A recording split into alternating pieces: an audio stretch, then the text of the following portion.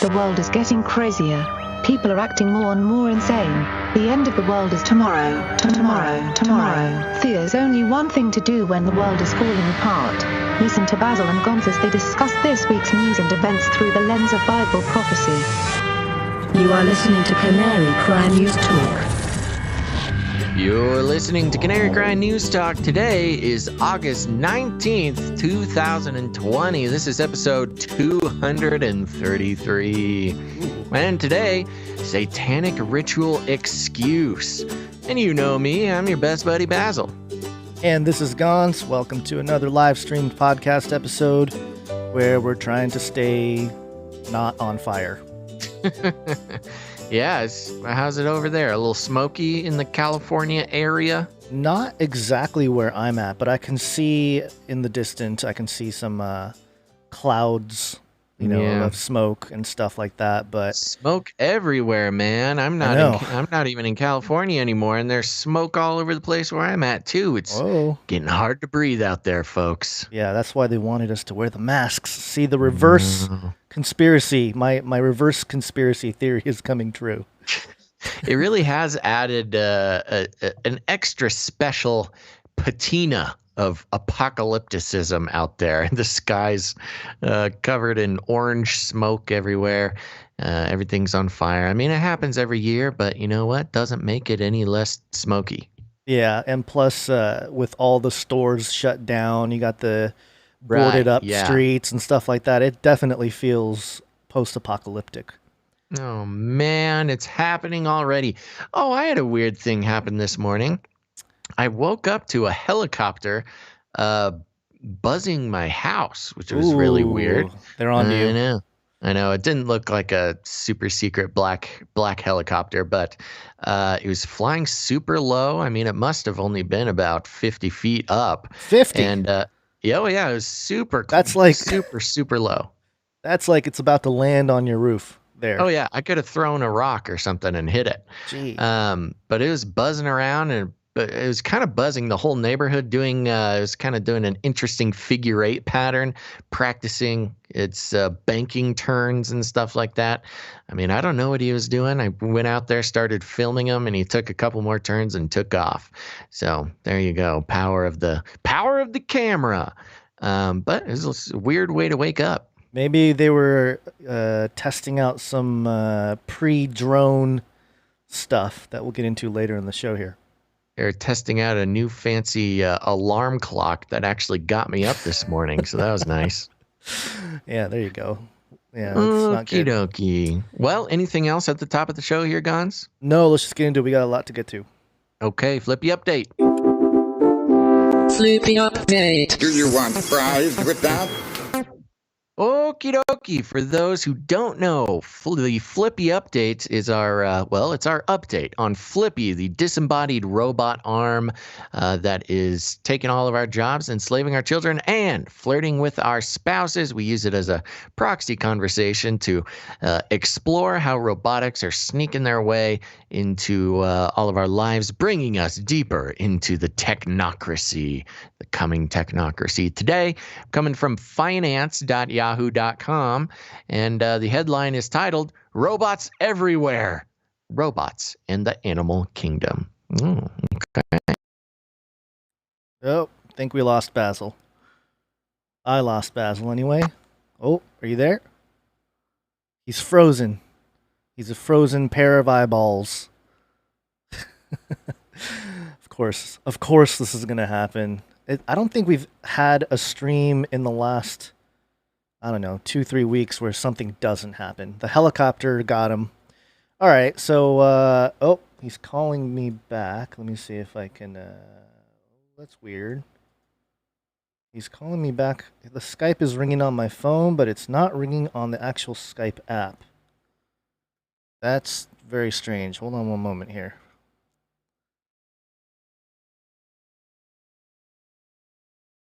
Okay, I don't know what's happening. Gonna have to shut down my Skype. Oh, are you there? Nope. Hold on, folks. Oh. Typical issues.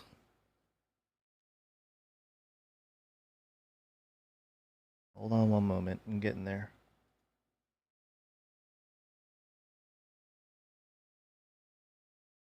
Why is everything freaking out? I can't call. There we go.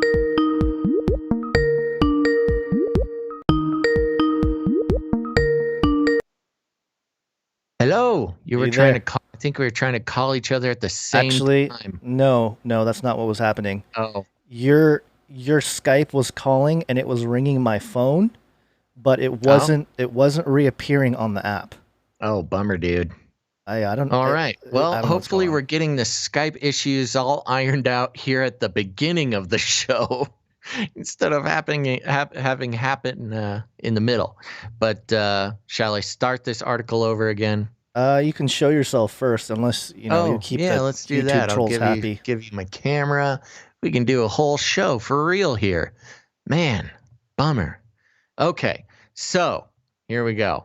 I'm going to start over again. Welcome to another edition of Robots Everywhere, a show where we chronicle the slow but steady takeover of our future robot overlords and show how they're making their way into practically every facet of modern life.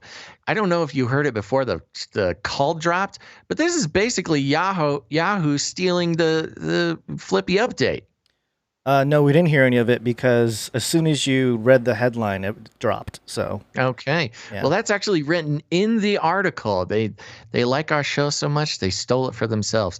Welcome to another edition of Robots Everywhere. The article reads: a show where we chronicle the slow but steady takeover of our future robot overlords and show how they're making their way into practically every facet of modern life. On this episode, we take a look at robots modeled after the animal kingdom, from machines that mimic the look and feel of our companion pets to the robots that are inspired by specific parts of animals. And the first little photo they show here is of a kangaroo, which fits nicely into the our conversation with the Christian transhumanist trying to tell me how it's okay. God's fine if I replace my legs with kangaroo legs. But the article continues. The German company Festo is a leading creator of robots that are inspired by specific parts of animals. For example, the company's bionic handling assistant is a robot arm modeled after the elephant's trunk, which gets rid of the hard elbow-style joints you see on most other robotic arms. This gives a far greater range of flexibility and dexterity than most other gripping robot arms. In fact, it works so It works so well, the company also styled a robot arm that used suction cups, much like an octopus arm, to create a soft tentacle to grip objects. And the flex-shaped gripper mimics the grabbing action of a chameleon's tongue, which can grab a huge range of objects regardless of how they're shaped. Moving into robots that are designed to recreate actual animals, Sony has developed Aibo, a robotic dog that won't poop, chew on your shoes, or make a mess of the house. There's also Tombot, which is designed to act as a companion for the elderly. In fact, there's an entire range of companion animals you can now choose from dogs to cats to seals. There are also robots that are animatronic recreations of real animals. These are used in movies, TV shows, theme parks, and even as research tools in the wild. Scientists have been able to use robot gorillas, dogs, tortoises to study animals in their own environment and get a close-up footage of animals in the wild. Finally, we have robots that are based on animals but not meant to fully look like the animals they're based on, such as the famous dog-like Spot robot from Boston Dynamics, which can do everything from walking downstairs to dancing to Bruno Mars. This category of animal robot also includes MIT's Cheetah Bot, an ostrich-like walker robot from Agility Robotics, and an amazing kangaroo robot from Festo. While the robotic animal kingdom isn't quite as diverse as the real animal kingdom, utilizing the looks and movements of the animal kingdom has spurred some major and exciting advances in robotics and will continue to do so into the future. So what we have here is a movement to replace all animals with robots. Did you ever? I'm gonna take a wild guess and say that you have not played Horizon, the game that came out, No. I think, in 2018. No, but I Where remember you talking about it. Oh yeah, it's a fun one where all the you're kind of this cave woman and with a bow and arrow and stuff, and you fight robot dinosaurs. And the way things are going on in the world today, it would not surprise me if there's just a little friendly robot kangaroo hopping down the street, living its life, living its best life. But you can't eat those, so that's not going to help us in the apocalypse. I'm going to call out Todd Werkhoven, who's the author of this article, and say that they must be listeners of Canary Cry Radio and Canary Cry News Talk, because that's what I'm saying. That first line is pretty close to exactly what you say. I know, Flippy. It's like taken straight from my intro to the Flippy update. Yeah, and catching on, man. I'm a tastemaker. For anybody who, there's a lot of people that always wonder, like, who's this guy, Basil? Especially if you haven't seen or listened to Canary Cry Radio or News Talk. But I do have a quick clip because this is a clip of ourselves, which is, I know it's weird. That's fun. Back on June 30th, 2015, over 5 years ago, that's crazy to think about. Yeah. On episode 95 of Canary Cry Radio, you, Basil, stated this. I think this is part of what we're trying to do. Sorry, I have it all super fast. Let me slow it down real quick. Wow. I know, I was trying to find it, and so here we go. Part of what we're trying to do is sort of get your idea of what these limits are. I mean, of course, changing your hair color and getting some robot abs, I'm all about that. But when it comes crashing to exactly what you're saying, the image of God, when we are already made in the image of God, how far is too far, and what steps outside the boundaries of that, and what are the boundaries of that? And I'm really not trying to build a straw man here, but I want to ask the legitimate question: what if I want kangaroo legs, like actual hairy kangaroo legs and a tail? Okay, we'll just stop it there. Not quite robot kangaroo legs, but pretty close. That's robots, true. Transhumanism, and this idea of kangaroos.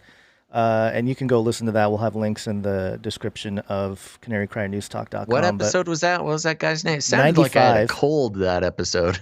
Yeah, you were probably in your garage freezing. Christian Transhumanism with Reverend Dr. Bennick. And he is Christopher Bennick. He's a reverend that's kind of pro-transhumanism, which is a really weird thing. So we had the conversation, and we were like, dude, what's your deal? what's your situation there? And right. What's crazy is he was actually featured on The Daily Show before it got super political. And they kind of made fun of him, like, oh, so you're like, you think we're going to like be, or the robot's going to like be God or something. And they made a whole piece out of it, and he was dead serious. And you know how The Daily Show used to be, how, they'd make fun of real people, and he actually got made fun of. And therefore all religious people, the way they do it. But anyway, just thought I'd throw that in there because, again, we've been having these conversations for a long time here, and apparently Yahoo Finance is catching up to us. I know. I'm telling you. I think they know. They've heard the compliments I've given them. They listen to the show, and they're getting some good ideas. I gotta say that. Yahoo, if you're listening, send me an email, man. Send Basil your check. Okay, so we got a bunch of updates we're going to run through here. We interrupt this broadcast to give you a brief update. By the end of this timely interruption, you will be thoroughly updated. Welcome to Chinese News!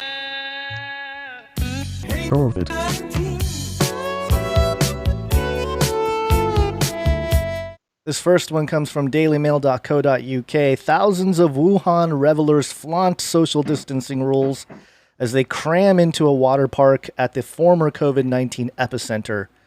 Wow, that's crazy. Yeah, the bullet points here. Picture shows the outdoor park packed out by mask-free partygoers in the former coronavirus ground zero. Mask-free visitors are seen standing shoulder to shoulder in water despite the escalating COVID-19 pandemic. It comes as Hubei has offered people free entries to hundreds of scenic spots in the bid to boost local economy. Excuse me. And yeah, I mean, this is you look at the picture, and yeah, that is a swarm of people. Looks like a blast. There's all sorts of fun activities Oh, here. this is First like of all, there's a huge pool. Yeah, literally filled shoulder to shoulder with people standing in the pool, no masks, watching some sort of show. There looks like there's a game where you smash ice with a hammer. There's a watermelon pool game, all sorts of fun stuff. But this is pretty wild. I mean, Wuhan being the epicenter of the entire coronavirus. And, you know, you hear all the time from mask-obsessed people that, you know, other countries, China and other Asian countries, they wear masks all the time. It's no big deal. Why can't we do it? Well, what the heck? Nobody's wearing a mask in this giant, you know, there's got to be 1,000 people in this pool. You know, one of the things that I don't know why it hasn't caught on in America, and maybe it will, but, well, maybe they've done stuff like this before, but, whoa, Rona cough. It's getting me. You better get checked. That's what they zapped into you from the helicopter. They Rona'd you. Must be. It's all this smoke, man. I know. Giant concerts in front of a pool. It makes sense, especially in like the, you know, the heat of yeah. the summer. Yeah. Instead, in Woodstock, they had mud, but you know, just something different. Keeps but yeah, people from storming the stage. That's true. Yeah, but if they do storm the stage, they'll get electrocuted. That's a good point. There's another picture here of this guy. He's on one of those water, you know, those water packs that you can kind of float over. And he's got sparks flying. Yeah, the jetpacks, you mean? The jetpacks, yeah. The sort of jetpack, water-powered jetpack thing. Yeah, I mean, this is pretty insane. I don't know. This is bad optics or good optics, whatever it is. I'm browsing this article to see if they have any explanation to why this is okay. Well, because it's the Wuhan. And it's dailymail.co.uk, so you're going to get more of a right-leaning type of response to all this. But anyway, you know, that's, of course, in the West here, we're going to use this as ammunition to say that, you know, it's all nonsense, which, at this point, we're burning up, and the sun's coming down super hard, and the Ronas. So, you know, good luck. Did Basil freeze again? Ooh, I think Basil froze again. All right, well, I will go on to the next thing here as we try to figure out what's going on with Basil. COVID.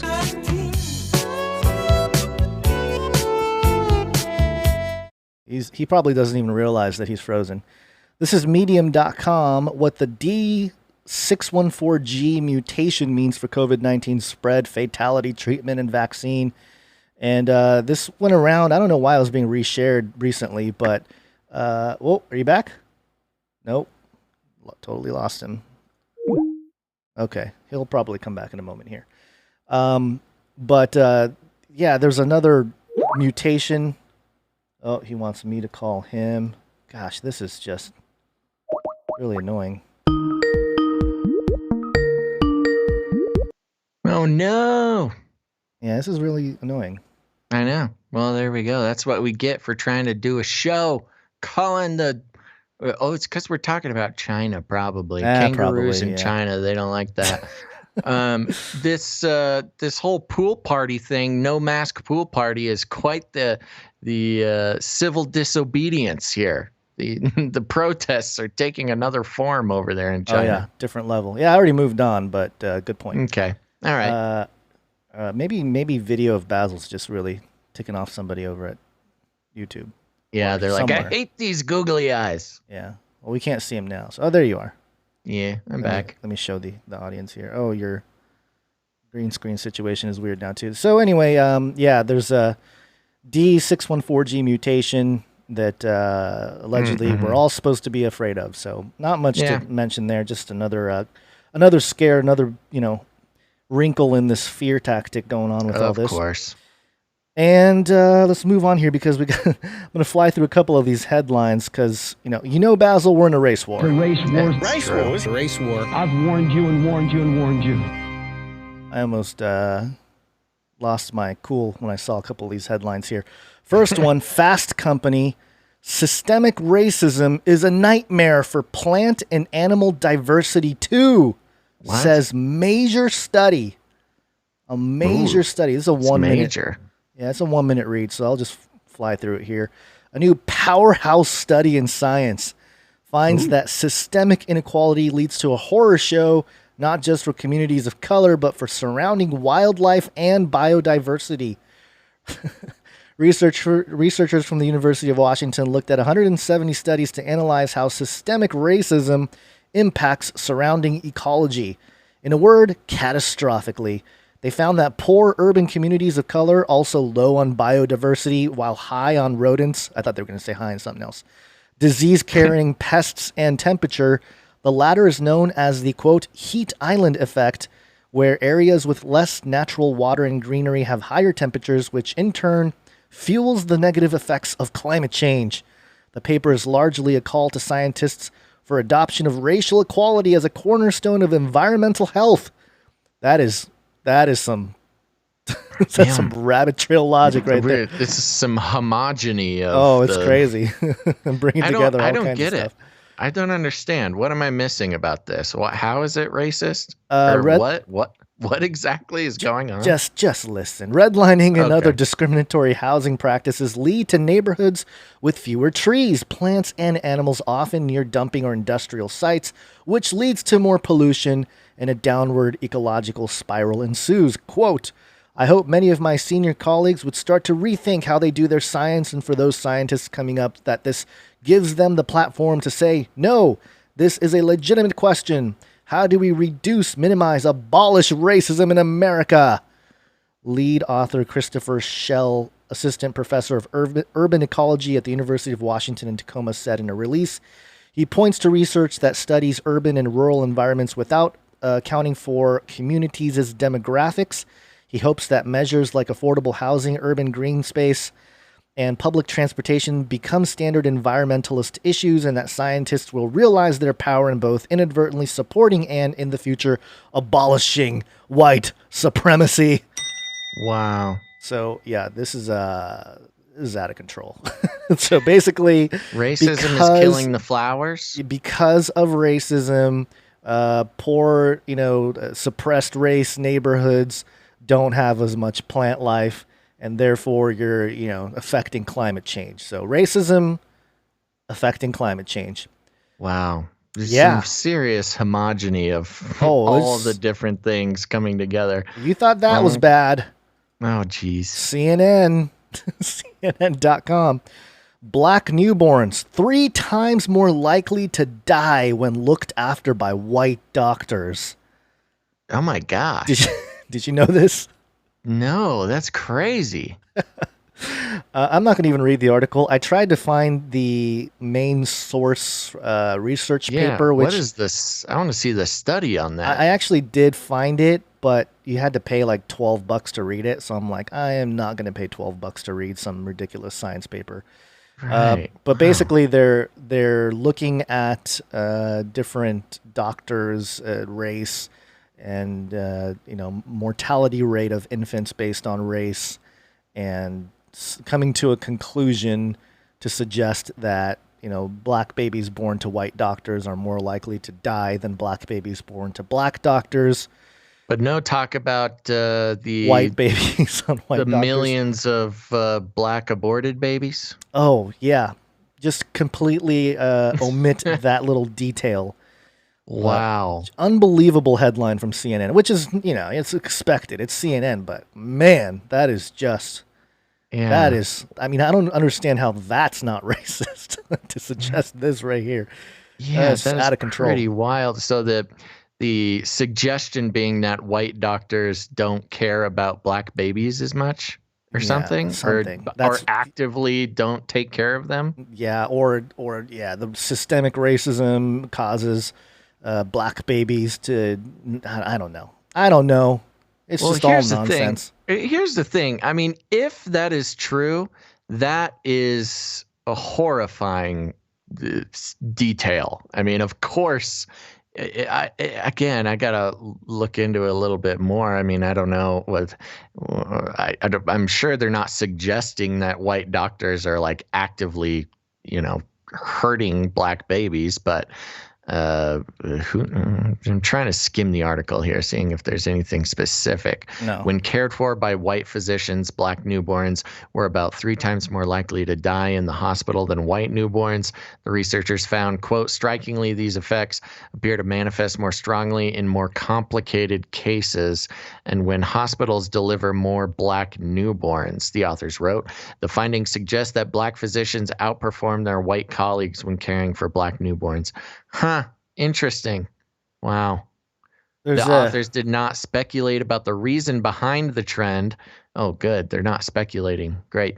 But wrote, taken with this work, it gives a warrant for hospitals and other care organizations to invest in efforts to reduce such biases and explore their connection to institutional racism.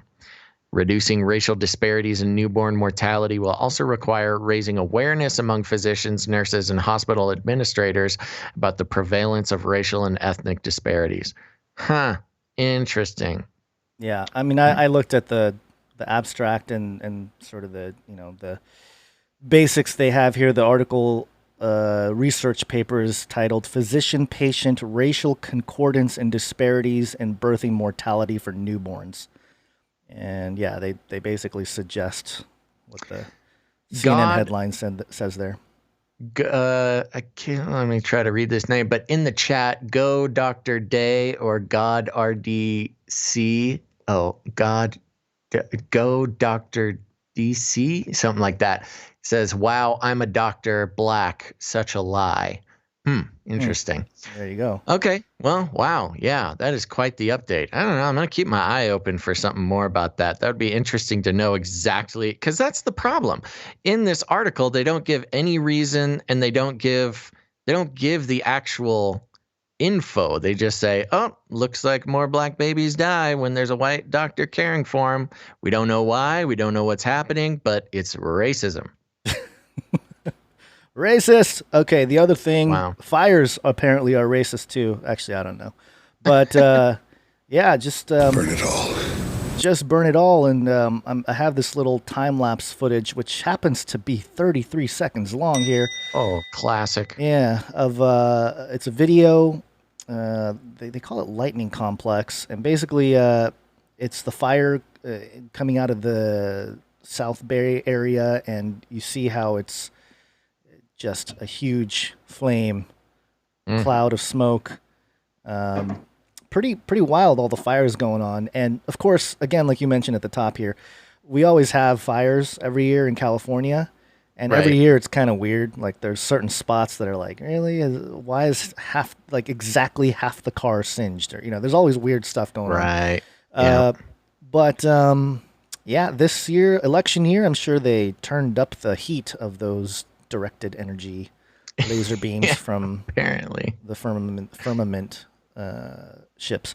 But anyway, let's get to the main stuff here because we still have a lot to get to here. Yep. So sounds good. Let's start out with wow. So this one was an article sent to me on the Facebook Canary Cry community, and I want to thank Dee for sending that over.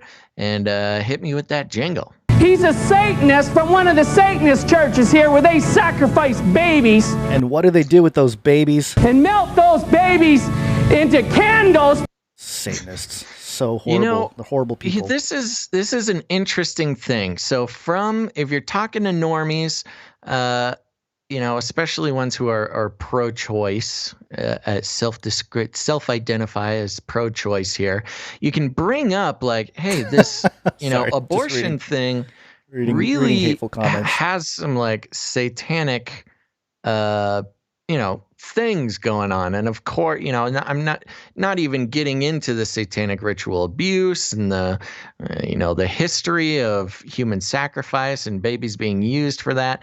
But if you bring up in a regular conversation, abortion connected with Satanism at all, they'll just look at you like a nutcase. But here you go. This will dispel. This is a good little article to have in your quiver when you're having these conversations. And again, remember, you can go to canarycrimenewstalk.com, get all the show notes, get all the links to the articles. If nothing else, just save them, archive them, because a lot of these things are going to be good to have around when you're having conversations. This is straight up from announcement.thesatanictemple.com. Okay, so we're getting this straight from the source here. And this isn't an article, it's a full web page, but the headline of the web page is Satanic Abortions Are Protected by Religious Liberty Laws. In accordance with the Religious Freedom Restoration Act, first trimester abortions are now exempt from unnecessary regulations for all individuals practicing the Satanic Temple's religious abortion ritual. Yikes. And then we'll go down. What is the Satanic abortion ritual? The Satanic abortion ritual provides spiritual comfort and affirms bodily autonomy, self-worth, and freedom from coercive forces with the affirmation of TST, the Satanic Temple's 7 tenets. The ritual is not intended to convince a person to have an abortion. Instead, it sanctifies the abortion process by instilling confidence and protecting bodily rights when undergoing the safe and scientific procedure. What protections does the Satanic abortion ritual provide? Religious freedom ensures Satanists have access to safe abortions that are free from unwarranted state interference. Examples of requirements that cannot be enforced on Satanists are. So in this whole back and forth from the pro-life or pro-choice, conversation, there's come out to be, a couple of points. If someone's trying to get an abortion, there's a couple little things that are required before you do so, and that's including mandatory waiting periods, the requirement that the practitioners withhold certain medical information, not sure exactly what that is, compulsory counseling prior to the abortion, required reading materials, medically unnecessary sonograms, mandatory listening to the fetal heartbeat, compulsory burial or cremation of fetal remains, which is a disturbing one, being, you gotta, bury the little human or cremate or something, do something with the remains. But with this, the ritual, the Satanic ritual, religious freedoms, you can just sell it to Planned Parenthood, or let's Planned Parenthood sell it for you for scientific purposes or whatever. Next headline is, how does one perform the Satanic abortion ritual? Now, I'm going to mention this before, and then we can go into it a little bit after, where, one of the big things about Satanism, and this, I've been taught this my whole life in the church, is that it's not even necessarily all about worshiping Satan, the entity, as a god or as a deity. Right. That's theistic Satanism. There's like a nuance there. Satanism is more of the worship of self, rather than it is the being Satan. So here we go. How does one perform the Satanic abortion ritual? For surgical abortions, prior to receiving any anesthetic or sedation, look at your reflection to be reminded of your personhood and your responsibility to yourself. Focus on your intent. Take deep breaths and make yourself comfortable. When you are ready, say the 3rd tenet and 5th tenet aloud. You may now undergo the surgery. After the surgery is completed and any anesthetic has worn off, return to your reflection and recite your personal affirmation. Feel doubts dissipating and your confidence growing as you have just undertaken a decision that affirms your autonomy and free will. The religious abortion ritual is now complete. Oh my gosh. Yikes. Then I know there's really not even much more to say about this, but we'll get into it in a second. The next one is for medical abortions. So there's surgical abortions and there's medical abortions. Immediately before taking the medication to terminate your pregnancy, look at your reflection to be reminded of your personhood and responsibility to yourself. Focus on your intent. Take deep breaths and make yourself comfortable. When ready, read the third tenet aloud to begin the ritual. After swallowing the medications, take another deep breath and recite the fifth tenet.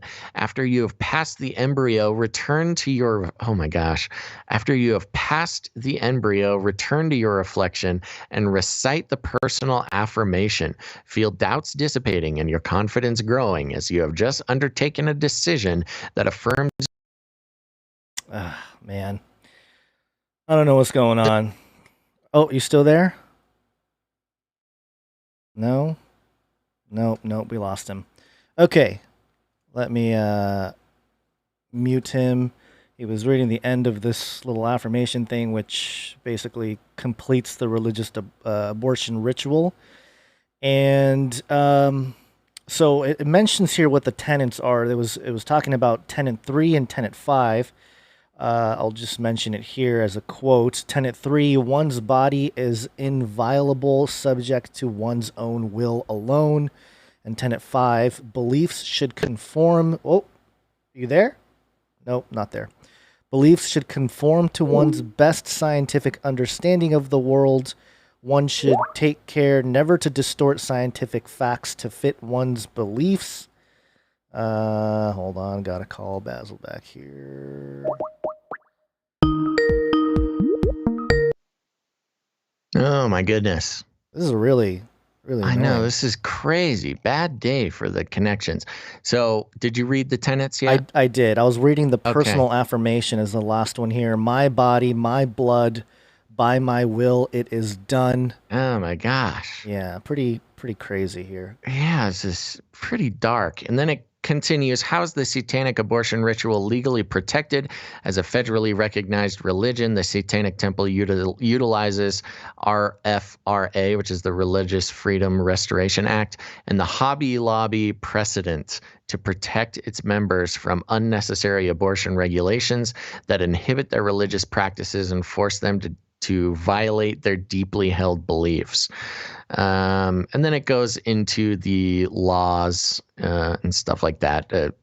I don't know. Maybe we should go through it. But the first, you get it. You show it on camera there. But mentioning the First Amendment's Establishment Clause and Free Exercise Clause in several state religions. Freedom Restoration Act protects religious practices and beliefs from government interference. State laws, this is the law. State laws governing abortions commonly serve no medical purpose and do not result in better health outcomes. Therefore, they unlawfully hinder access to the satanic abortion ritual.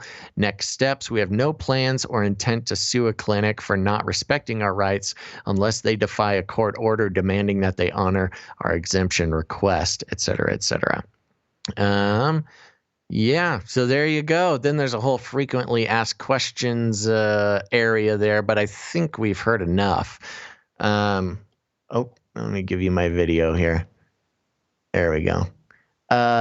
Yeah, so pretty wild. And again, going back to the fact of the matter, which is, the deep misunderstanding by even a lot of Christians, but also just the general public, that Satanism is not necessarily the worship of Satan himself, but the worship of self, and turning this into an actual sanctioned abortion religious ritual, being their way to take away a lot of the friction that a woman looking for an abortion would have, stepping past a lot of those other little interstitial steps and requirements.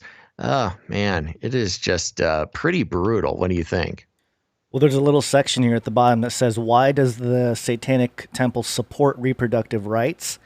And it says the mission of the Satanic Temple is to encourage benevolence and empathy, which is kind of like, all right, what's benevolent and empathetic about killing babies? Reject tyrannical authority. All right, okay. advocate practical common sense. Ironically, there's not much common sense to murdering babies, and especially in this ritualistic manner. Oppose injustice, except for those of the not born or the not born yet, and undertake noble pursuits, which allegedly abortion in this ritualistic manner is a noble pursuit. And then there's a little thing that says, "Thyself is thy master." Yeah. And Well, and that's the big draw to the Satanic Temple today, is that, you're not necessarily worshiping Satan, you're worshiping yourself. And right. This expresses itself in so many ways throughout society in general. But now you have an actual, federally recognized religion, which you get to take advantage of those religious laws, which is, a stated purpose of the Satanic Temple. They have a big problem with federally recognized religions and religious rights and things like that. And so, they sort of try to use the system to either protest or show what they think is unacceptable or ridiculous about religious protections. And so, there you go. So, it's not even a conspiracy theory. It's not even a weird, fringy belief that about satanic abortion rituals. It's actually stated right here on the website, giving people that federally protected ritual to get their abortion and continue to worship the self and, your personal will above all other factors in the situation. Yeah, and it's really interesting, too, because throughout this document, website, whatever, they have the pentagram, 5-pointed star, and they have, like the horns, like the Baphomet type of horns there, and they have the female reproductive parts kind of overlaid as a sort of symbolic, satanic thing there. I don't know, man. This whole thing is very creepy. I'm looking at the links and stuff, and I'm like, this has got to be some kind of joke, but apparently not. Apparently, it really does come straight from announcement.thesatanictemple.com. And, of course, you don't have to go too far into the Bible to notice that God's not really into, baby killing. There are some stuff about, the firstborn and things, but in general, you look at Leviticus 18:21, talking about, not offering your children to Molech. Deuteronomy 18:10, talking about not putting your sons or daughters through fire, using divination, stuff like that. And I would say all of this falls under that category. So very sad. Yeah, it really is. I don't even really know what else to say. Like, part of me wants to get angry on the show and go on a tirade, but there's really not much more to say than they already say. And then, of course, all over the webpage, there's buttons for support reproductive rights, enter raffle to support reproductive rights. Jeez. Oh my gosh, enter the raffle on the satanic abortion ritual website. What do you win? Do you win like a free abortion or something? That's a great question. Then another support reproductive rights. And of course, it's all under the category of reproductive rights rather than the more sinister aspects of abortion and satanic rituals in general. When you enter the raffle here, what's the prize for the raffle? Support TST's battle to protect reproductive rights. We're raising $100,000 to mobilize legal operations in order to protect religious abortions from unwarranted government interference. Donate the minimum specified amount for the levels. And of course, the automatic level is $66, one-time donation.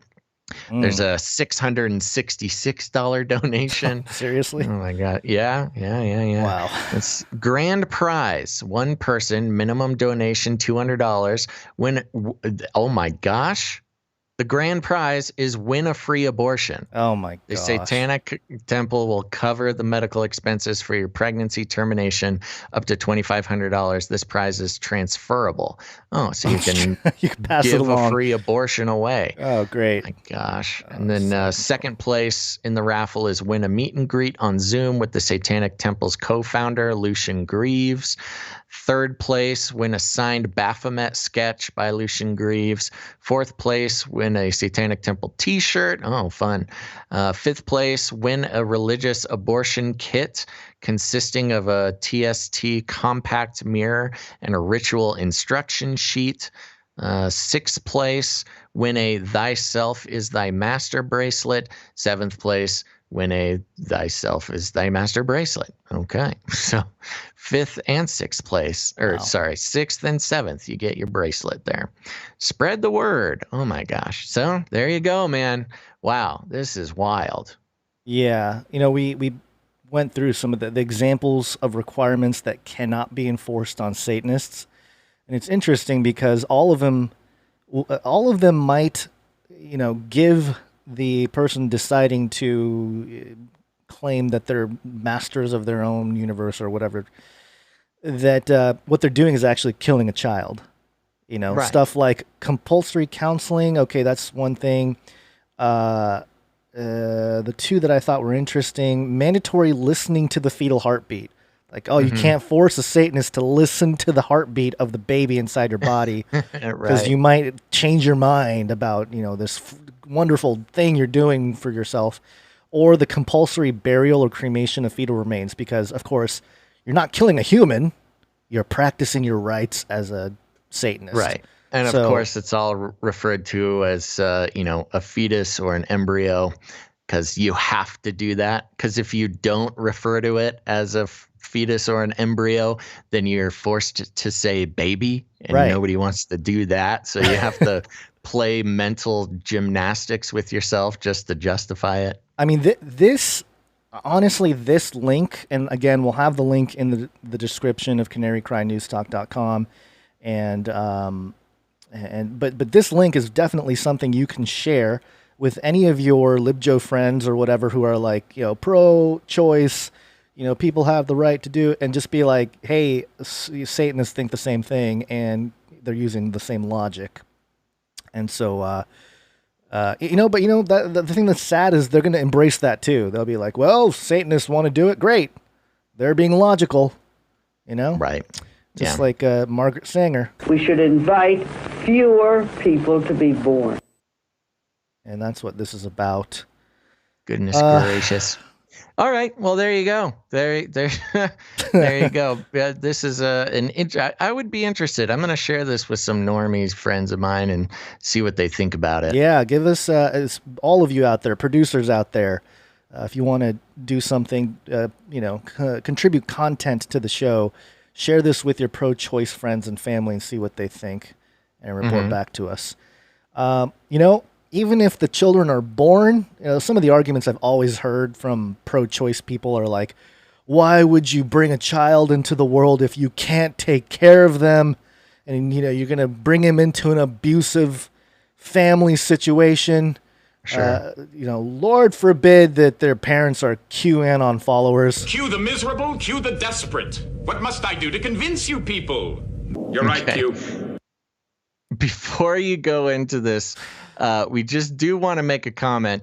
This is going to be disparaging to QAnon people. This is not us trying to disparage QAnon people. This is an article because we keep, you know, we want to keep an eye on what's going on. We're not claiming that all Q people are, you know, related to this article. This is just what's floating around out there. Yeah. And it's important for you for even if you are a Q person, which that's totally fine. You know, like I said, I'm happy Q exists. But there you go. So just before people are triggered and think that we're Q bash. More Basil freezing seems to be a theme of this show here. As I try to get him back, I'm going to go ahead and read this article. And again, this is a Daily Beast article, so Obviously, it's going to be slanted in a particular direction. Headline, QAnon promotes pedo ring conspiracy theories. Now they're stealing kids. Wow. Okay, so let's see what they say here. QAnon conspiracy theorist Alpalas Slyman pushed his Honda Odyssey past 110 miles per hour while his 5 children screamed in the back of the minivan and police officers from 2 states pursued him down the highway. Quote, Donald Trump, I need a miracle or something, Slyman, a 29-year-old Boston man, said during his June 11th chase across Massachusetts and New Hampshire in remarks captured on a live stream. Why does he always want me to call him? That's weird.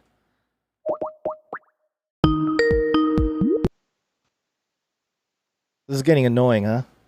I know. I'm just not going to mention it. We're just going to keep moving. Okay. QAnon help me. QAnon help me.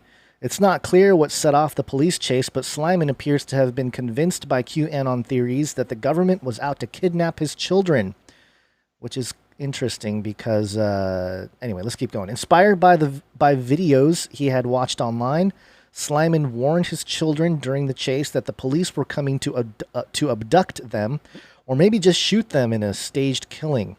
In return, they begged him to pull over. His daughter even tried to grab the wheel of the minivan and drive it off the road after he accused her and his wife, who had dived out of the vehicle at the start of the chase, of being agents of the nefarious cabal that QAnon believers say controls the world. Quote, they want to make us crazy, Slyman said. But I'm not crazy. My wife and my daughter were a part of it. Desperate, Slyman's daughter told her father she was working for the mythical cabal in a failed attempt to scare him into stopping the minivan. Then Slyman told his children, who ranged from 8 months to 13 years old, about the QAnon belief that a video of Hillary Clinton and aide Huma Abedin eating children's brains was discovered on Anthony Weiner's laptop. Days earlier, Slyman had watched a video pushing exactly that claim on a YouTube channel operated by Timothy Charles Holmseth, a QAnon promoter who claims to work for a secretive government agency called the Pentagon Pedophile Task Force. There is no pedophile or Pentagon Pedophile Task Force, but there is a but there in the middle of the high-speed chase, Slyman spouted that baseless claim to his children anyway. Hillary's demonic, Slyman said. I know about Hillary cutting open a 10-year-old and Huma Abedin. New Hampshire police blew out Slyman's tires, but he kept going. The chase only ended when Slyman crashed into a police cruiser, then drove his minivan into a tree. Slyman was arrested and now faces 3 felony counts in New Hampshire. His 5 children were unharmed. Thank God. At first glance, Slyman appears to be just the latest loony loner allegedly driven to crime by QAnon, a list that already includes an armed man who blocked a bridge near the Hoover Dam with an armored truck in a terrorist incident and 2 alleged murderers. But the video of Slyman viewed before his police chase came from a more specific organized campaign. In short, QAnon has upped its game. No longer content to promulgate nutjob conspiracy theories about famous politicians and government officials who kill and eat children, a group of QAnon believers are now actively encouraging parents estranged from their children to steal those children back from Child Protective Services, and the campaign is alarmingly successful. Police and court records have lately revealed a previously unreported clandestine network comprising QAnon conspiracy theorists, fringe legal figures who draw on far-right sovereign citizen dogma and tactics, and even Republican politicians and officials. This network has allegedly encouraged and inspired other QAnon believers, especially parents, to commit crimes, including kidnapping. While QAnon violence and other criminal acts have previously appeared to be the work of random lone wolf actors, this network suggests that QAnon lawbreaking has now moved into a new, more sophisticated phase. Heretofore, QAnon believers have positioned themselves as the defenders of children everywhere against a phantom cabal. Really? A phantom cabal, eh? But this QAnon organization, which aligns itself with a shadowy group called the Children's Crusade and a bizarre legal service company called E-Clause, increasingly places children themselves at risk, often by targeting parents who have lost custody of their children or fear they will. QAnon launched in 2017 with a series of anonymous message board clues from an anonymous figure called Q, who claimed that Donald Trump is secretly at war with the cabal of Democrat Party pedophiles and cannibals. Since then, QAnon has swelled in size and influence. The movement, once considered too ridiculous even for most 4chan users to stomach, has become an increasingly large faction within the Republican Party. Donald Trump frequently retweets QAnon believers and has even invited some to the White House. QAnon believers have won several Republican congressional nominations in this election cycle, most notably Majori, I always forget how to pronounce that, Taylor Greene, who is almost certain to win a House seat in the conservative Georgia district.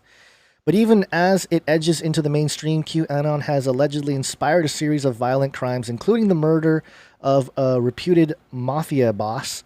The FBI calls QAnon a potential source of domestic terrorism. We covered that in the last episode. It is hard to say what precisely QAnon believes or stands for. In its nearly 3 years of existence, it has become a noisy clubhouse willing to entertain every harebrained alt-right conspiracy theory imaginable.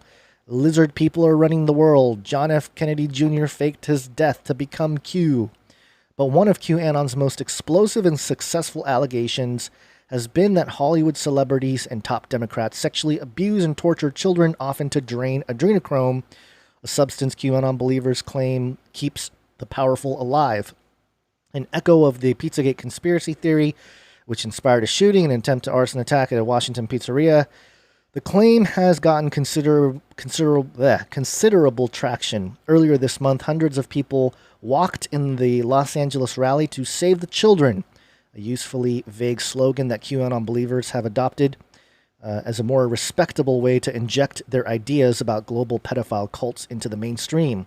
No one has seized on these vaporous conspiracy theories about government and elite sex trafficking more than the set fringe activists and legal cranks orbiting around Timothy Charles Holmseth, a 52-year-old Minnesota YouTube personality Alpelis Slyman watched just days before he piled his family into the minivan.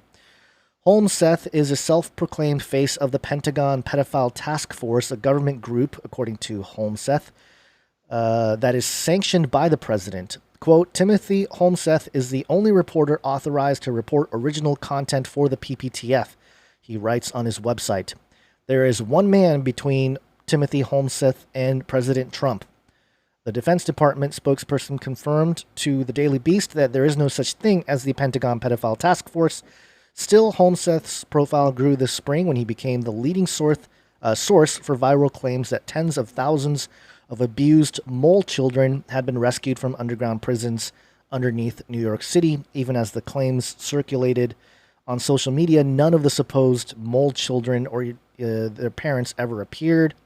There's not one of them out there who said, yeah, we're glad our child is rescued from this giant underground war, said Craig Sawyer, a former Navy SEAL and anti-sex trafficking activist who has also been targeted by Holmseth with baseless sex trafficking allegations.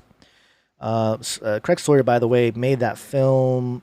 Oh gosh, we promoted it, or at least I mentioned it in a previous episode. I'm totally forgetting the name of it, but basically he's actually out there catching people who, try to solicit underage sex partners. Holmseth, who drives a car with Q written on the windows, has kept up his video and writing output, even though he's currently a fugitive himself, wanted on an arrest warrant for violating a restraining order. He continues to make his slanderous video uploads, often shot within his car. Critics have accused him of relying on free Wi-Fi networks and fast food restaurant parking lots as he stays off law enforcement radar. He's on a Wi-Fi at McDonald's telling people to donate to the Pentagon Pedophile Task Force, said Miko Hayes, an independent journalist who has tracked Holmseth's activities. While on the run, Holmseth recorded a video urging his fans to shoot Child Protective Services staffers who come to their homes. If somebody comes for your children, you've got a Second Amendment. Use it, Holmseth said in a video. One of Holmseth's principal allies is Field McConnell, a 70-year-old Navy pilot, who has become a leading promoter of the QAnon idea that CPS agents are stealing children.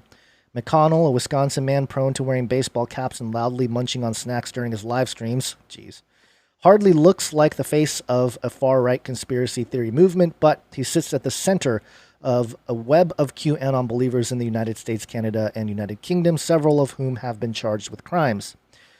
After leaving the Navy, McConnell worked as a commercial airline pilot. He retired from Northwest Airlines after refusing to take a mandatory neurological exam to keep his job while alleging that Boeing had rigged planes to explode in 9/11-style attacks, according to court records. Thanks to the claim, which McConnell pressed in a series of lawsuits, he soon built a following on the far-right Patriot circuit as a 9/11 conspiracy theorist under the handle Able Danger, a reference to the Able Danger intelligence community effort to uncover Al-Qaeda cells before the 9/11 attack. As QAnon fueled by phantom allegations of child sexual abuse and trafficking, however, McConnell pivoted to promoting QAnon and panic about government sex trafficking networks. Quote, "If he was ever a seasonal professional, he's losing his darn mind now," said Sawyer. In lengthy, rambling videos filmed in front of a backdrop of Bible verses, McConnell and his associates began to lay out QAnon theories, proffering lunatic legal schemes to mothers who had lost custody of their children and threatening specific individuals with violence. The videos soon became a hit with fringe conspiracy theorists. McConnell and his allies also urged viewers to donate to their various causes and legal fights as he talked about his dream of a McConnell Veterans Ranch, a bizarre plan where military veterans and rescued victims of child sex abuse would live at a Texas ranch under McConnell's guidance. Oh, this article just keeps going and going and going. Yeah, it's actually super, super long. I don't think we are going to finish it, or that we even should, because it turns, it turns from the telling the story of, this guy who really went on had a bad day, Alpalis Slyman, right there. And he's 29 years old. It was crazy, very young guy. And had, what was it, 5 kids? 13-year-old. Yeah, 5 kids, and he's 29 years old. He started early. Yeah, impressive. So there you go. And the rest of the article is just a big old breakdown about, how Q and anybody who believes or supports in Q are, evil people trying to take down the whole country in one way or another. But it's interesting. I think this is on par with the Comet Ping Pong guy as far as how it's being played to the public. And then, of course, making a lot of generalizations about Q, people who believe in Q, Pizzagate, believer, I don't even know what the right word is, but people who are aware of the Pizzagate category. It's all wrapped up into crazy Q conspiracy theorists, which is, one more step in this whole thing about if you don't believe the official story, that must mean you're a Q head, which must mean, that you're a crazy person who's going to shoot up a pizza restaurant or, go on this sort of high-speed chase with your kids in the car. And, when you connect this to, of course, CPS has been a, pretty regularly hated organization for taking people's kids away. And certainly there are, situations where kids, are not in a best position with their parents. I don't think that's the majority, but I mean, yeah, if you've got, a couple of meth addicted parents who are not taking care of their child and the child, is left in squalor and, you got a 3-year-old left to fend for themselves while their parents are off getting high. And certainly that kid needs help. But the worrisome part about it, and where the real criticism of the CPS system gets involved, is when kids are getting taken away for, reasons that are not equal to parents, being some sort of drug addict or something. There's lots of reports of CPS taking kids away when there was almost no legal reason to do so. Then you match that with the CPS people in Arizona who were wearing T-shirts that said professional kidnapper, all this kind of stuff. It makes sense where, somebody, their first instinct is going to be to protect your child. And again, if you truly believe that the government is trying to take your kids away, of course you're going to do something to protect them. Now, I don't think it was a good move for his daughter to. Well, it says she's 13, trying to do something to stop the car, trying to stop Dad from going too crazy. But right, but yeah, she played into it, agreeing that she was working for the government, and so was her mother, which. Is a great way to keep somebody on their mission to rescue their kids. But this is very interesting. And the generalizations going into it, the more demonization of people who don't believe the official story, along with the, FBI categorization of possible domestic terrorism, this is not a good situation. No, and I remember the name of the person, Nancy Schaefer. She was the one that was exposing the Child Protective Services actually, meddling with the system and trying to traffic children and stuff like that. And she was the one that was found shot dead in her home along with her husband, Bruce, and it was labeled a murder-suicide. And which is, it's always the most, the easiest way out in terms of trying to silence certain people. And, maybe the CPS as a whole, most people that get involved with that kind of thing usually want to do what's right for the children. Yeah, they're social workers. And that's what I was trying to say. Obviously there's some issues with CPS and tied up with, the child trafficking situation. Yeah. But I'm not going to say that every kid needs to stay with their parents for whatever reason. There certainly are situations where kids need to be taken out of a bad situation, but there's a lot of room for what is the word I'm looking for? A lot of room for funny business going on there. Yeah. And also, we reported a story a few weeks ago about wasn't it a CPS group that put baby thief or whatever on their shirts? Professional kidnapper, and thought it was funny. So, there's a lot to be criticized there in general anyway. But I think when you have these types of, and this whole idea here of this, these people they profiled, I'd never heard of these guys. The video of these, pedophile task force thing. These seem like Q adjacent type of stuff. Like it's not exactly QAnon posts or the majority of Q followers. These are people who took advantage of the movement and started their own sort of eccentric type of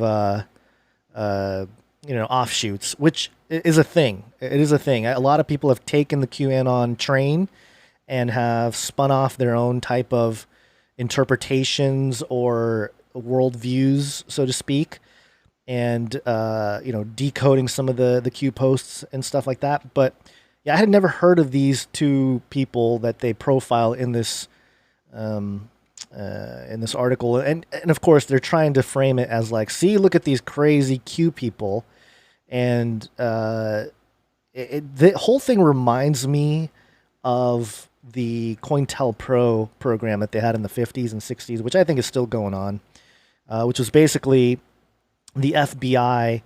It was a counterintelligence program where they infiltrated certain groups that were against the United States government.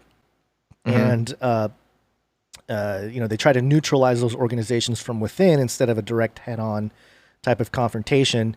And so they bring in people that could discredit the whole group. And we, our thesis has been that it's going to be, this type of thing will be used to discredit anybody. And, they threw in the whole, this other guy who had Bible verses in the background, just include that little detail in the article just to make the suggestion that all these people, these religious right, crazy people, are all the same. You know, they're all part of this wild fringe conspiracy theory situation where they believe all this nonsense about child trafficking.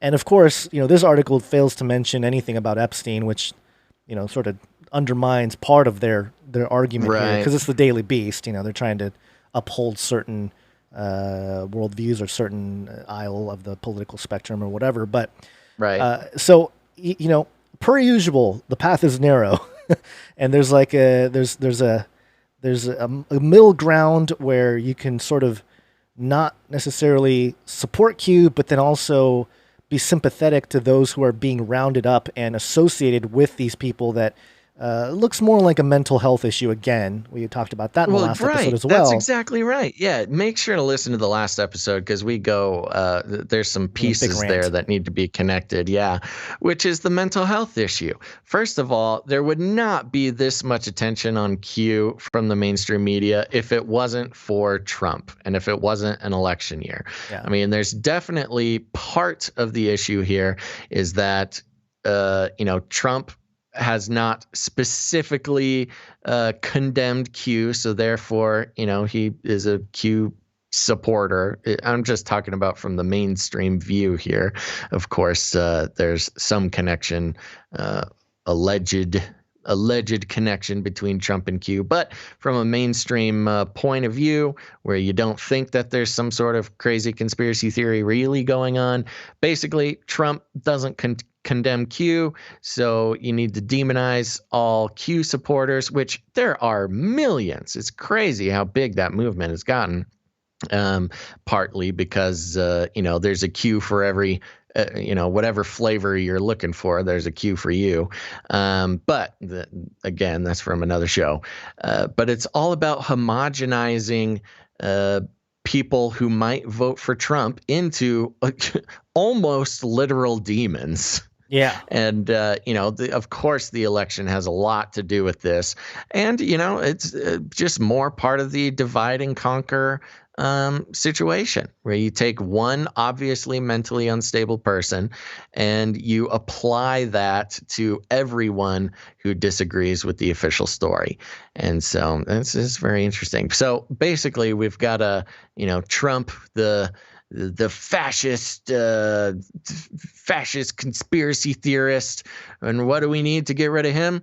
Well, we need Biden, a notorious segregationist, and Kamala Harris, the top cop, you know, most corrupt legal entity in California. Who cares if both of those things go directly against the supposed democratic worldview? At least it's not Trump. Right. I had to text a LibJoe friend of mine. He's a liberal journalist, and I just texted him yesterday. I'm like, dude, please set me straight on this. Are you guys really saying that a segregationist and a cop is what you guys want in the White House instead of Trump? And he's like, you know what? I know it's crazy. I cannot believe it. I cannot believe this is our option, but we just have to vote for him. I'm like, wow, man, I do not envy your situation. Yeah. I did want to mention this. They're profiling this guy, Timothy Holmseth, the guy in the article who was allegedly part of the Pentagon pedophile task force. Mm-hmm. And they said that there's like a warrant for his arrest or something, right? I can't remember exactly what it was, but he's not exactly in the clear.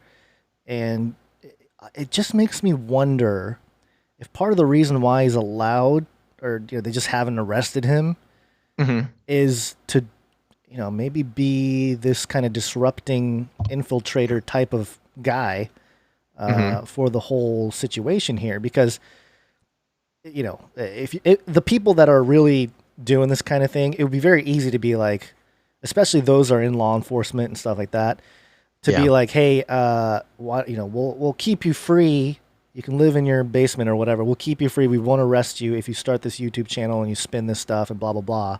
And Right. it would just be very easy to do. We'll pay you a little money and boom, there you go. And you got traction. And now you're a disinfo agent maintaining your quote unquote freedom and not having to go to jail. So I don't know, man. There's a lot of weird stuff going on here with this whole thing. But yeah, it's unfortunate about the family, the kids there.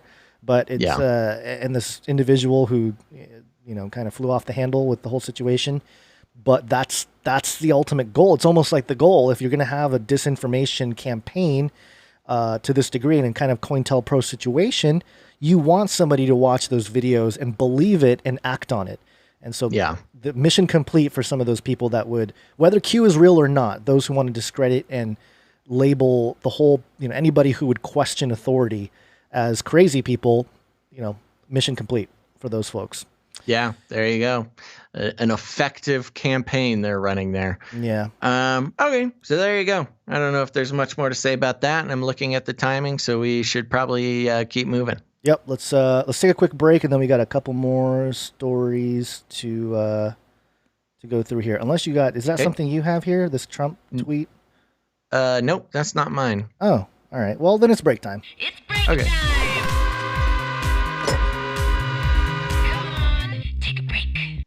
Okay, brothers and sisters, we're just going to take a really quick break, but do not go anywhere because after the break, we've got some AI, some artificial intelligence news in the military-industrial complex. That is a little bit worrying and, I mean, also kind of cool to watch. So stick around for that. We've also got a quick little New World Order COVID update. And then, of course, everybody's favorite, the Nephilim update at the end of the show there. But we want to take a quick second. Don't go anywhere. I want to thank some of our new Twitch followers for heading over to twitch.tv/Canary Cry Radio and following us there and watching the show live. So, Gons, you ready? Got your dinger ready? Yep. It's right here in my hand. Okay. First of all, thank you, Be Happies. Woo, Be Happies. Thank you very much. We got Reeves 787. We got J Goji. We got Tavika. We've got Elon's Musk 32. Thank you, Elon's Musk. Denchi Protogen 89. J Tribe. Flanked 1. That's right. And I think that's all of them for today. So thank you so much for following us over on Twitch. Really helps us out. And let's see next. Gons, you want to thank some producers? Yeah, let's do it. We got a bunch of people. Yeah, Not a bunch. A handful. No, short list today, but that's okay. It makes the break shorter, and we get to fit the show into the allotted time. So here's the thing, folks. If this is your first time, let me tell you what's going down. We run on the value for value model, which means we make the show. We do it a few times a week. We like to think we do a pretty good job. And if you find value in what we do, any value at all, you are presented with the opportunity to put some value back into the show. Nice little circular thing here. We put out some value. If you gain value from it, then you can help us keep going. And you're not just a donor when this is the case. You are a producer, because this is the real world. When you help pay for media to be created, you are a producer of that media. We don't believe in advertising, as you may have noticed, because we believe advertising and the treating of you, dear listener, as a commodity to turn around and sell to an advertising company is just it doesn't feel good. I don't like thinking of you guys as, cattle that I need to turn around and sell. So we go by the value for value model. And today we've got one producer over on patreon.com/CCNT, which is a great way to become a producer of the show. Patreon.com/CCNT. And we'll drop these links in the chat there for you if anybody's interested. And we got a new producer jumping on the 33 train. So that's very nice. Thank you for that. And this is Tricorp Tucker. Thank you very much, Tricorp Tucker. 33 years That's right. backwards, 33 years forwards. Whoa. Next, we've got another Patreon account over at patreon.com/Canary Cry Radio, another place you can become a producer of the show. Did we do this person last time? I don't think so. I think this was new. I don't think so either. Okay, so we've got a new producer named Corey. Thank you very much, Corey, for the support. We can only keep doing the show if you guys keep producing the show. That's how this works. It's a team effort. This is not just us, you know. Here's the thing. A lot of people don't like Patreon. That's okay. There's some reasons not to like Patreon. So we have canarycryradio.com/support. canarycryradio.com/support. That's right. And over there, we've got some other options to help you become a producer of the show. We've got PayPal options that you can sign up on a monthly basis, or if commitment is just not your thing, you can give in a one-time amount of any amount you like. There's also some cryptocurrency options for our cool techie kids, all sorts of fun stuff, fun ways to become a producer of the show. Gons, did anybody come in over there at canarycryradio.com/support? Yes, and this thing is starting to trend even more here, this whole 33. Yeah. But we're grateful, we're thankful for them. Cynthia coming in with $33. Woo! Thanks, Cynthia. Yeah. Okay. And, Is that the only one there? That's the only one from, for Okay. the PayPal producers. And Great. there are other ways to help support the show. You can send in jingles. You can send in music. We did have somebody send in a song, but I think there was something that they did a few years ago. So, what we're looking for is something along the lines of what you hear at the very end of the show, which is a show-specific song or sound jingle. We've got some very talented producers, some very talented musicians who listen to the show and want to contribute. And a lot of times they have a big library of music that they've made over the years, and that's totally cool. But what we're looking for music to play at the end of the show, if you got an old song, maybe it's a sort of like electronic music, maybe you're in a band or something. What we're looking for is something that relates to the show. So if you got, some old electronic music that you want to send in, really great song that was sent in, but try maybe picking some clips out of the show, or messing with our voices, sticking it in there. Something that's Canary Cry specific is what we're looking there for. Right. And it just makes it fun. You get to take some clips, throw it in there. Do some fun stuff. Right. The other way to support the show as a producer is to send in art. One art, please. Huzzah. Yes, and we have a couple pieces to present. The first one, our prolific artist, Allie, has sent in The Wives Files, which is Basil's wives. It continues to be completely out of control, but Allie, very talented young listener and artist. Yes, so we've got, and Basil, and they've got little arm, and the kitty is saying, "Number 2, please pay attention." So the cats are giving job interviews, it looks like. I like there's a cat on the right of the image that's holding a pencil. That's my favorite cat in the drawing. So thank you, Allie. Don't know what he's writing on, but it's very impressive that he's got a pencil in his hand. Smart. But thank you, Allie. That's Gazlyn Bonds in the chat for everybody watching live. And I think she's this in is the gonna chat hit. too. This is gonna hit a level where I might need to tamp this down. This whole thing. It's just fun. It's fun. It's a fun time right now. But if this gets out of control, there might need to be some drastic actions. But thank you very much, Allie. Very talented as always. Thank you, Allie. And we also have another piece of art. This one's not just a drawing. This is physical art. This one's from Barbara. It's the Basil bot. And the Basil bot. Yeah, it's a picture of a little bot with googly eyes, and in the background is the show. on the computer screen. So that's great. Yeah. Yeah, it's like made out of Legos. They Legos made a BasilBot out of Legos. Is it Legos? I don't know. Yeah, Or maybe it is. Legos or Lego some pieces? Lego. No, that's definitely Legos. I recognize that. Oh antenna yeah, anywhere. okay. The big giant blue piece on the bottom, and little hands, little flippy hands, little antenna on top. Very cute. I like that a lot. Who made that one? That was by Barbara. Barbara, great job. Great job, Barb. Yes. So thank you for the art pieces there. We love it. YouTube channel. You know what? There was one more person. I totally forgot to take down my notes. I'll thank you in the maybe another episode. But there was another person that gave timestamps for the last Canary Cry News Talk on the Face Like the Sun YouTube channel. So thank you for all those people doing that. That really is help story you want to get to and not have to listen to all the banter.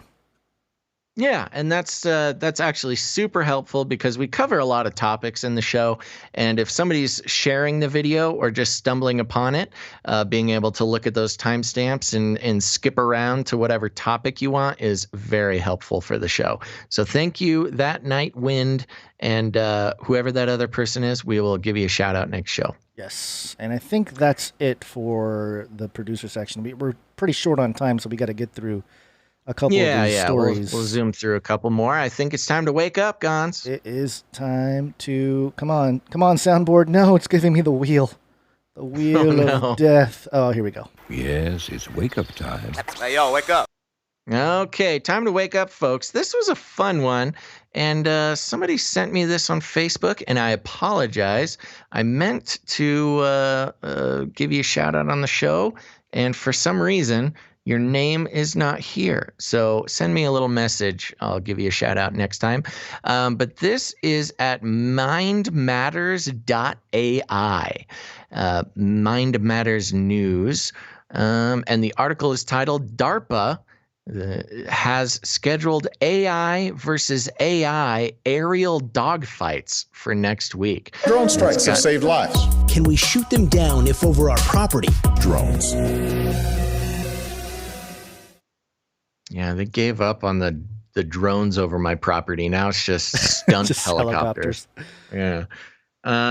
Okay, a round-robin tournament will select the AI that faces off against a human pilot on Thursday. Yikes. Forbes reports a simulated aerial dogfight will be held next week, and we can watch it live. The action will kick off Tuesday with AI versus AI dogfights featuring 8 teams that developed algorithms to control simulated F-16s, leading to a round-robin tournament that will select one to face off against a human pilot Thursday between 1:30 and 3:30 p.m.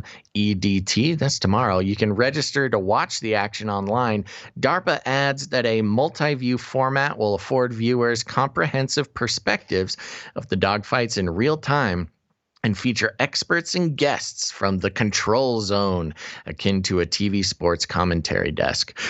With remarks from officials, including USAF, U.S. Air Force, Colonel Daniel Animal Yavarzek, head of the ACE program. What? I think it's Jaforsek. Jaforsek. Yeah. Okay, sounds good.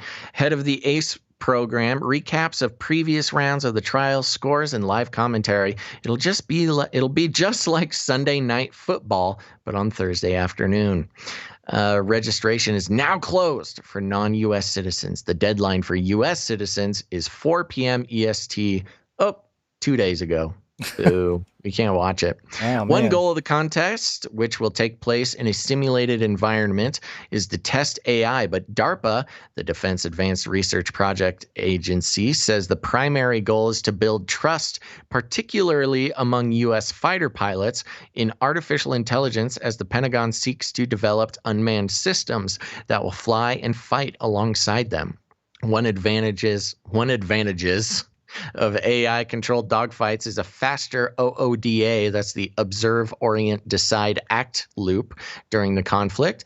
As with gunfighters facing each other in a face-to-face quick-draw contest in the Old West, fast reactions favor success. Also, the effect of G-forces that black out pilots is no longer a concern in unmanned aircraft. In engineering research parlance, The dogfight simulation is a proof of concept at the level of a toy problem.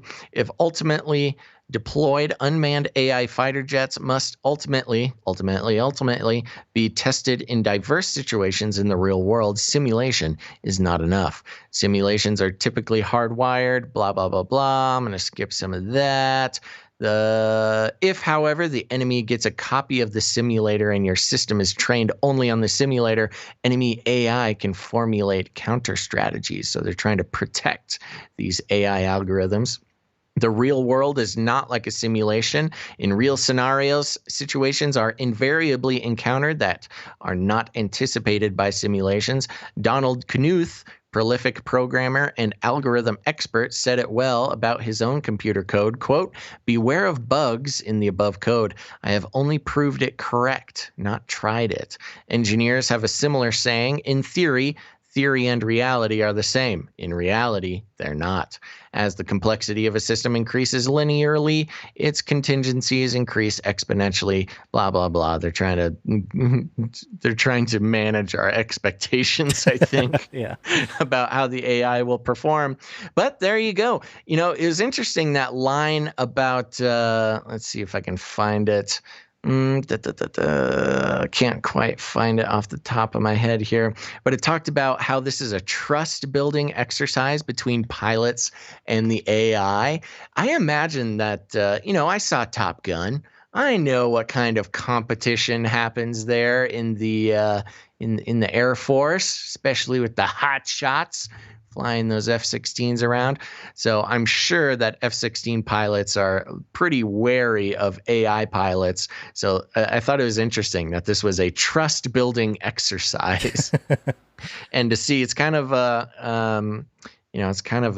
what was that old American folk tale about Paul Bunyan? Yes, building what is it? In competition with the steam-powered machines. Right.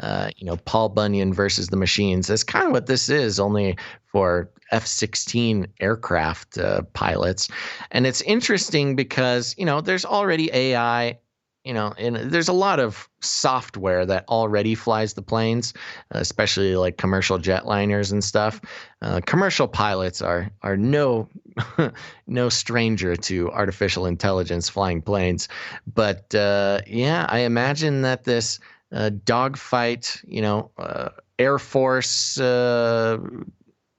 combat, I'm sure there's a lot of uneasiness about letting AI come in and fight alongside the human pilots.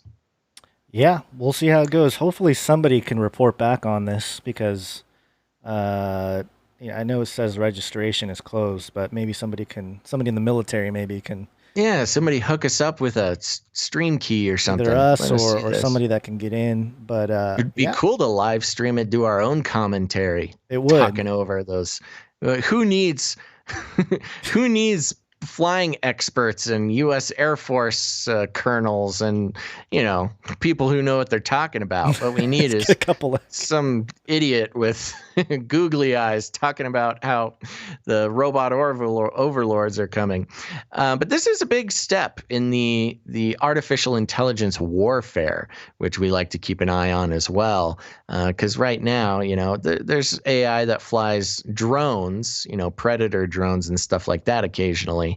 But to actually have it in a fast-paced dogfighting thing where there's also human pilots in the air with them is a whole nother bag of chips. This is the precursor to the Star Wars situation with R2-D2, sitting in the back of your X-Wing fighter. Oh, yeah. This is like an early version of that. Yeah. Yeah, interesting. Yep. All right. There you go. I thought that was an interesting thing to bring people's attention. Cool. Well, this story will run through quickly here because, of course, the New World Order is here. Oh, it's the New World Order. It's here. Classic. COVID.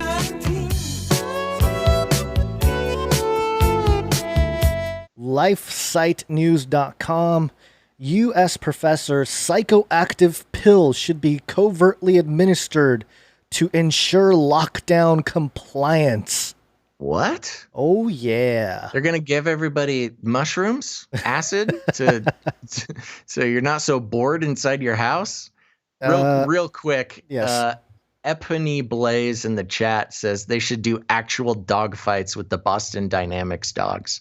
There's a good way to protect the animals. Yeah, very good. And then you got something else there about No, that's it. I just wanted to give a shout out to that person. In an article so shocking it at first reads like satire, an ethics professor at Western Michigan University advocates for the promotion of psychoactive morality pills in order to alter the behavior of those skeptical of lockdown regulations, suggesting that such drugs could be made compulsory or administered secretly via the water supply. Oh, not the water supply again. Yeah. Leave our water alone. Jeez. I know. The article was published earlier this week in The Conversation, a news site focusing on content sourced from the academic and research community and supported by universities from around the world. The Conversation lists a number of UK universities as its founding partners. In the article, Parker Crutchfield argues that, quote, when someone chooses not to follow public health guidelines around the coronavirus, they're defecting from the public good, and that such defectors require chemical moral enhancements, substances. What? Moral enhancements? Yeah, substances to help them, quote, reason about what the right thing to do is. Oh my God. Is there no... Okay, this guy's like an ethics philosophy guy, but of course, let's undermine our own ethics of, freedom, of my body, my choice, all that stuff, and just, make them do right. This is wild. It's so crazy. There's the whole thing of like, wow, I'm losing my voice. This smoke is really getting to me. There's a whole thing about like, okay, you give them psychedelics to get their morals from. Can we not get morals from anywhere else?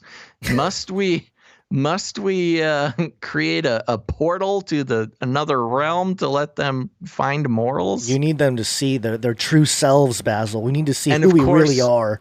Yeah, of course, morals in this context is social distancing and not seeing other people and wearing a mask. Morals, the ethics according to the world elite.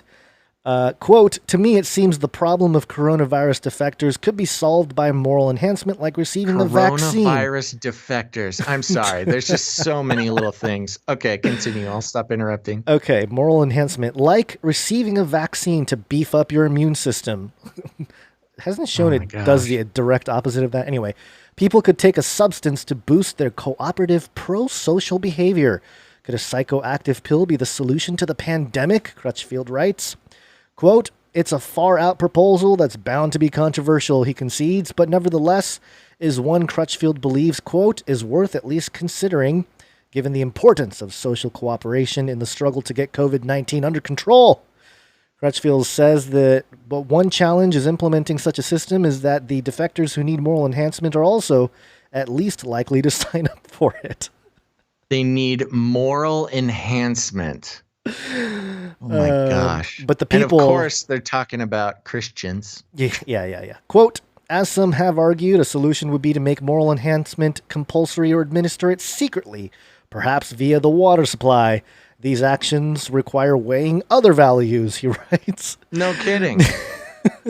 The chemicals mentioned by Crutchfield are Oxycontin and psilocybin. That is mushrooms, Basil. Wow, Oxycontin and psilocybin. That sounds like a pleasant afternoon. The active component of magic mushrooms, which he says may cause a person to be more empathetic and altruistic, more giving and generous. And interesting. Wow. I was going to ask because they hadn't mentioned the exact chemicals they're talking about because there was there's a push to put lithium in the water, which is a mood stabilizer and a docility agent. But this is a whole nother level. This is another level. And, I've mentioned it before on the YouTube channel. So, in college, before I was saved, before I was baptized, I did dabble in the magic mushrooms. So I know what it's like. And I got to tell you, I don't know that it enhances moral behavior. It might make you want to. Actually, this is bad. I think it would make you want to go outside more. Like be with nature and stuff. Yeah, right. I don't think it would be like. You don't want to be trapped in your house. Yeah, that's the last thing you'd want. Unless you want them to go crazy. But okay, anyway. Now, did you say OxyContin? Yeah, OxyContin. Okay. Yeah, somebody in the one. chat is trying to say we meant oxytocin. No, that's a hormone. No, it is oxytocin. It is. It says oxytocin? oxytocin. Yeah. Oh, so that's okay. That's the loving hormone. The loving hormone. Yeah. But again, so hormones and magic mushrooms. But that's great. Still, these things don't promote a kind of social distancing. If anything, it would be like, taking down the barrier more. Like, hey, I want to feel the love. Well, Let's give each other hugs. I could imagine the oxytocin, because you get oxytocin from hugging people and being around people you love and stuff like that. So maybe there's an oxytocin depletion by keeping people in their house. So if you you supplement that, then they give them the be, feeling. Okay, right? Yeah, all right. So they don't actually need a hug; they get a chemical hug. Yeah, wonderful. Anyway, so the article goes on here, but that's kind of the point here. This credible scientists suggesting magic mushrooms and oxytocin administered to people to ensure that they're lockdown compliant. They can get their morals. That is a whole nother level of crazy, man. Holy smokes. I mean, it's bad enough, of course, with the fluoride and potentially lithium. I mean, this can't happen. There's no possible way. I mean, I guess it is. The CIA, I mean, lots of intelligence agencies have tested secretly dosing communities for decades. Yeah. I mean, LSD. And that's declassified. That's not even conspiracy theory. That's on the books, admitting to dosing water supplies, food supplies, all sorts of stuff. A lot of it, LSD being their main experimental drug. So, it's actually I wouldn't put it past them. They've been doing those experiments for at least a half a century. Yeah. Well, they want to do it officially now. No point in hiding it now. Just let it all out. So there you go. We got one more story here, which is actually a Nephilim update. And this is a little deconstruction here, a little critique, and a little pet peeve of mine. BeliefNet.com. 5 scientific theories that mesh with faith. Science and faith are not mutually exclusive. And it was written by Stephanie Herzenberg. And she goes into, just kind of the various theories, the Big Bang Theory, supernovas and star death, gravitational time dilation. Then there's a section on extraterrestrials. And here's what it says. Aliens are everyone's favorite astronomical phenomenon to debate. If is there life on other planets, or is Earth truly unique? While there's currently no proof that humanity is not alone, the increasing number of Earth-like planets that have been discovered mean there are good odds that there is life somewhere else in the universe. Whether that life is intelligent or simply single-celled organisms that are the extraterrestrial equivalent of an amoeba is a different question entirely. Either way, however, the idea of alien life so captures human imaginations that many people have wondered if the existence of extraterrestrials could fit within current theological ideologies. The truth is, they would. Nowhere in the book of Genesis does it say that there is no life anywhere other than Earth. Instead, it mentions another race of beings called the Nephilim. And apocryphal versions of Genesis, which I thought was a weird way to mention that. Apocryphal versions of Genesis state that there were children that Eve tried to hide from God. God in turn sent these children away and separated them from their human parents. Weird. Could these have been the mothers and fathers of alien races? Oh. What? Okay. There's also the fact that extraterrestrial life does not have to be advanced or intelligent. These verses in Revelations, not Revelations, plural, it is singular, book of Revelation, and it's the revelation of Jesus Christ. So pet peeve, big time pet peeve. These verses in the book of Revelation sound a great deal like the fate of the earth when the sun expands and collapses. Perhaps alien life has begun on other planets and will truly take off once Earth is erased. It's not a very, anyway. Other religions are even more accepting of the idea of extraterrestrial life. Many indigenous and folk religions deal with gods, spirits, or star people who come from space. Some Eastern religions believe in multiple forms of sentient life, such as the hungry ghosts of Buddhism. These could be interpreted to be forms of alien life. So basically, she's pushing a one-world religion as part of this whole possibility of pushing extraterrestrials and how you can meld faith and science, and of course, can't do that without mentioning the Nephilim. Nephilim update. Nephilim update. Nephilim update. Okie dokie. Well, thank you for that. That was a good one. It wasn't just a book somebody was writing. Fantastic. Yeah. You know, I was I was looking at this and the about page, because I was like, what is beliefnet.com? And it says here about us, the most comprehensive online resource for inspiration and spirituality. And it says BeliefNet inspires you every day. Were you inspired, Basil? So inspired. So inspiring. Okay. They did it. They did it. They did it. They inspired me to not read this blog. So there you go. There's your inspiration from them. All right. Well, I think that's a good time to get out of this show. Yeah. All right, everybody. Thank you so much for listening to this episode of Canary Cry News Talk. Here's the thing. Make sure to come back on Friday. We're good for Friday, right, guys? I think so. Yep. Okay, good. Friday. Sometime between noon and like 3 Pacific Standard Time, we'll be going live. Pacific. So make sure to follow. Make sure to turn on notifications. Toss us a like if you're over on YouTube, wherever you are. Give us some love. We appreciate that very much. And if you haven't done it yet, leave us a rating and a review on Apple Podcasts or wherever you listen to the podcast version of the show. I'll be reading some reviews on Friday. And if you're not yet subscribed to the actual RSS feed, remember, we put out a podcast version of this show for every episode. And just search Canary Cry News Talk on your podcast player. We're on pretty much all of them at this point. And subscribe there. The podcast version will be devoid of all these disconnections, and the audio quality is much higher, and it's a little easier to share. And you can listen to the podcast while you're doing dishes and stuff. You don't need to worry about streaming video. So please subscribe to the podcast wherever you listen to podcasts. It's a great thing to do. Let's see. Remember, we need producers. We need some more producers for Friday's show. It's a little light between Monday and now, but that's okay. We understand. We totally understand. But if you get any value out of the show, make sure to go to patreon.com/CCNT or canarycryradio.com/support. canarycryradio.com/support. That's right. And remember, we'll be giving shout outs to new producers.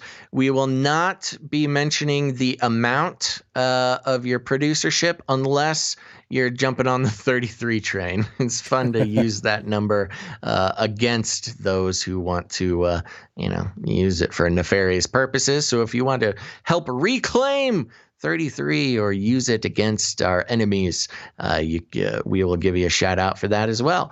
So thank you guys very much. Now here's the thing. Remember, you can create some art, create some jingles, create some show specific music. Remember, we got the Canary Cry mixtape coming up at the end of the show.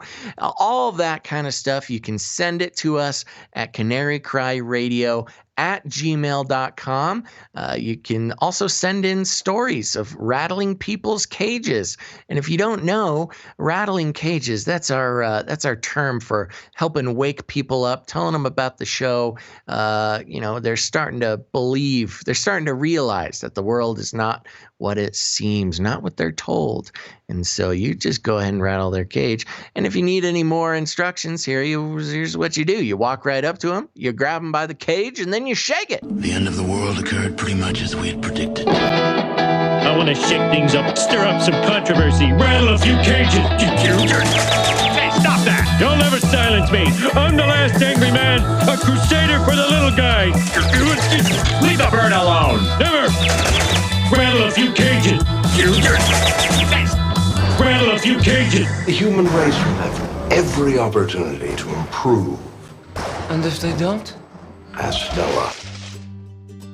There you go, folks. Okay, make sure to tune in again on Friday, sometime between noon and about 3 Pacific Standard Time. We're shooting to start as close to noon as possible. 1 o'clock is a safe one, but just turn on your notifications wherever you listen, wherever you watch, and we'll make sure to try to get that notification out there.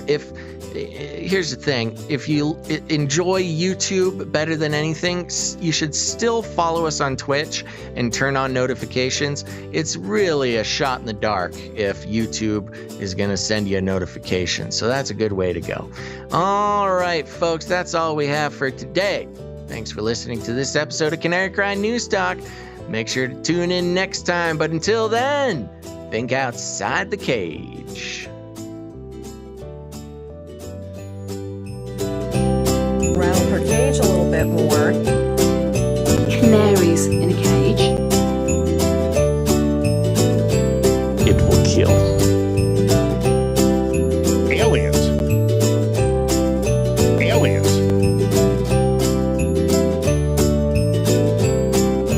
Stop this progress before it is too late! I'll keep you warm and safe in my people's zoo. Remember, reality is an illusion. The universe is a hologram. Bye, gold. Bye! I want to shake things up, shake things up.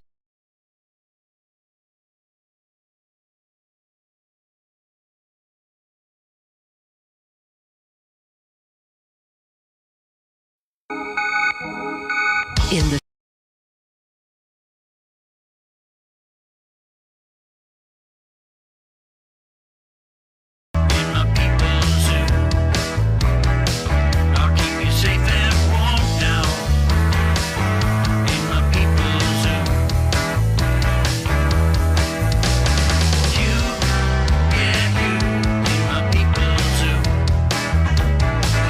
Keep the cameras on.